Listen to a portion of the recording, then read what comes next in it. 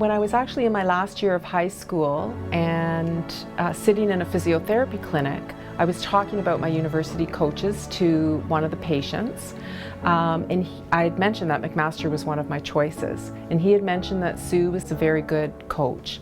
I ended up choosing McMaster, and she was an amazing coach and became a very good friend of mine.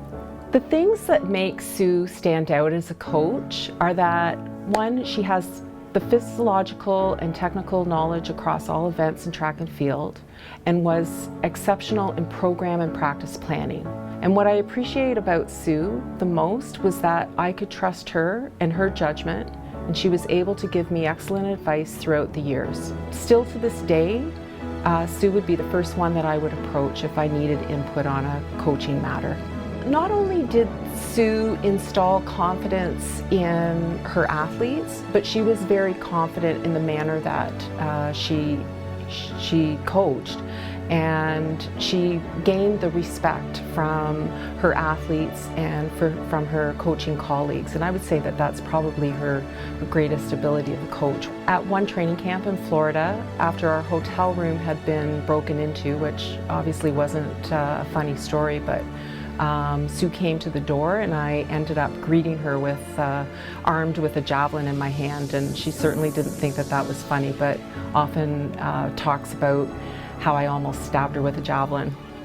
I have so many fond memories of Sue, both on and off the track.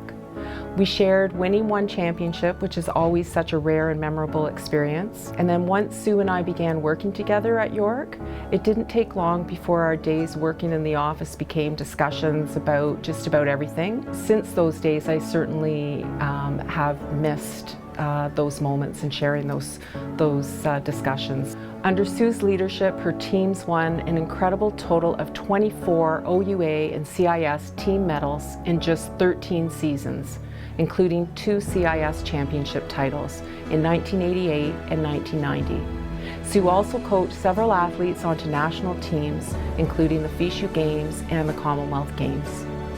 As the most successful female head coach ever in the OUA and CIS track and field, it is only fitting that both Female Coach of the Year awards are named in her honor.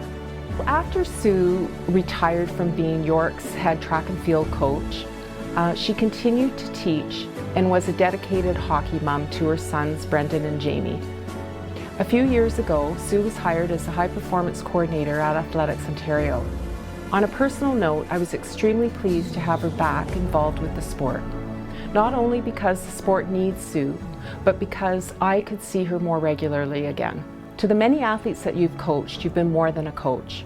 You've been a trusted friend, a role model, a mentor, a therapist, and we all thank you for that. And at this time, I'd like to congratulate you on all of your great achievements in the sport, and also on your induction into York Sports Hall of Fame.